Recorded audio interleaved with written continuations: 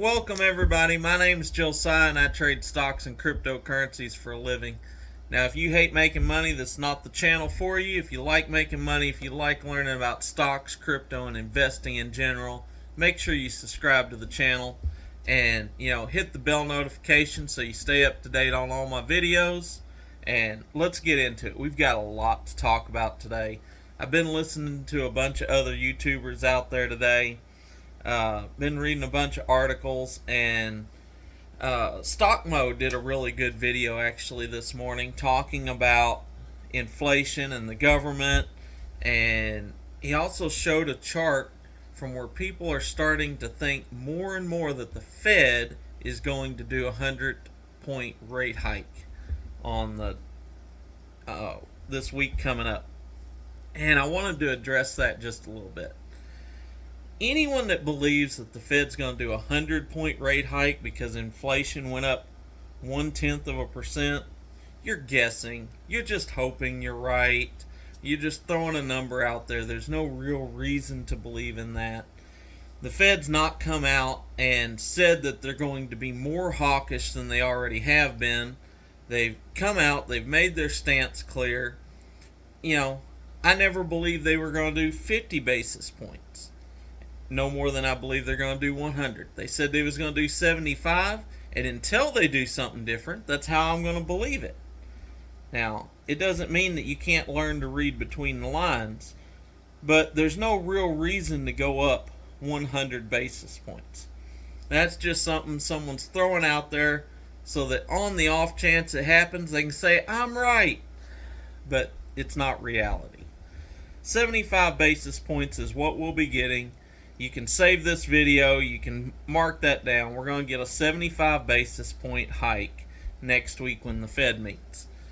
But with that being said, the market had kind of priced in 50 basis points because so many believed, hey, we could end up only getting a 50 basis point hike.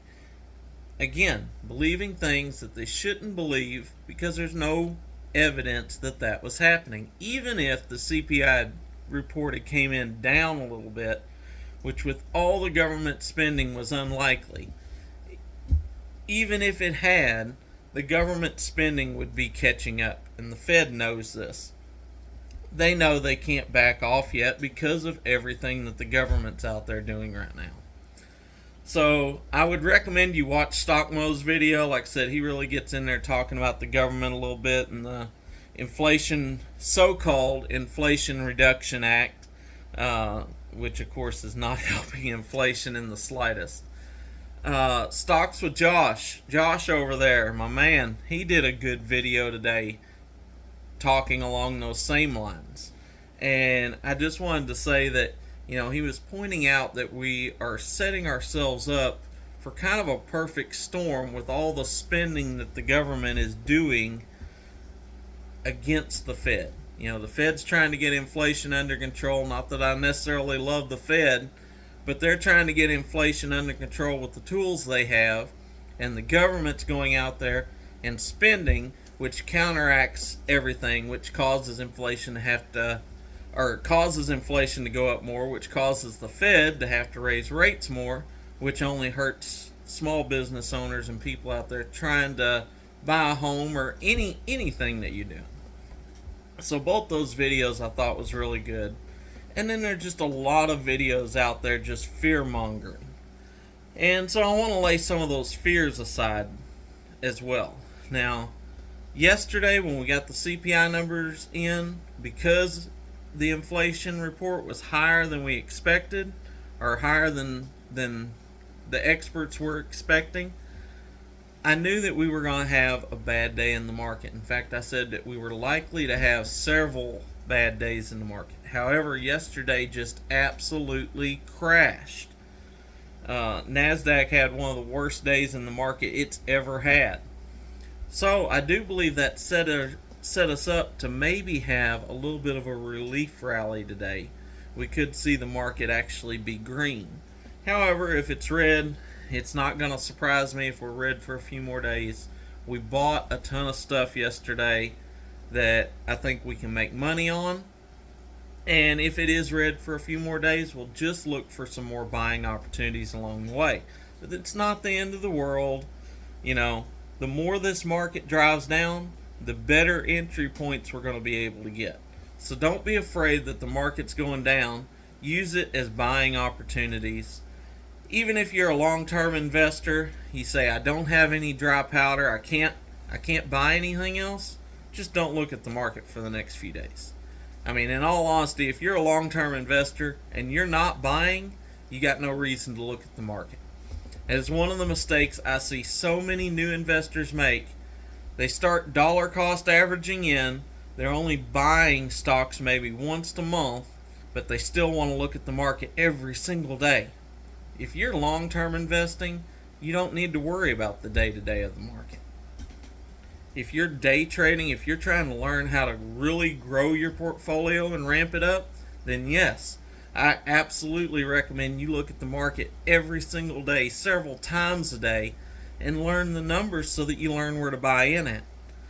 But if you don't have any money and you're not buying in, then all you're going to be doing is causing yourself stress.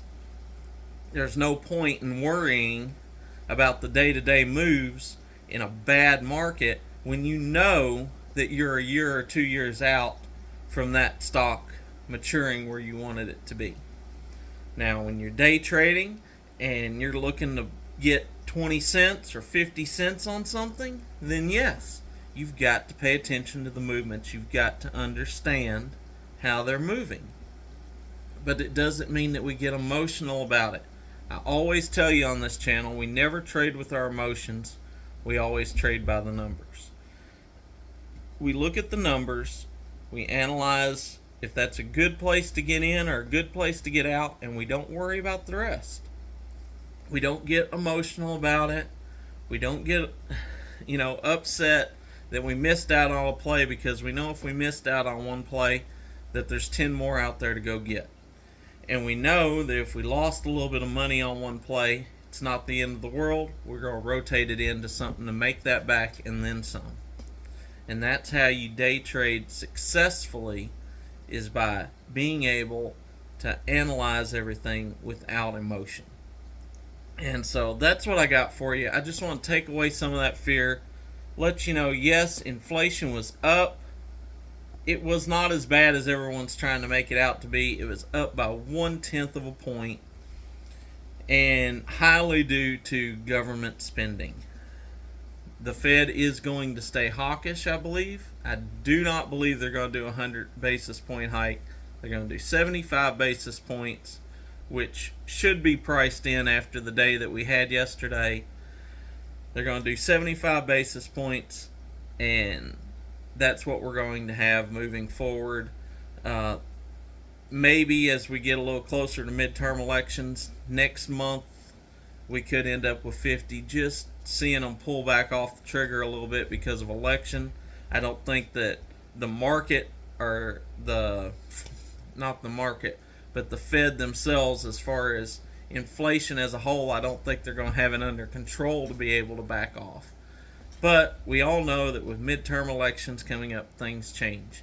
Even though the Fed's supposed to be neutral and not supposed to show any kind of favoritism or anything, we always see it coming up around midterm elections or election seasons. You always see things like that happen.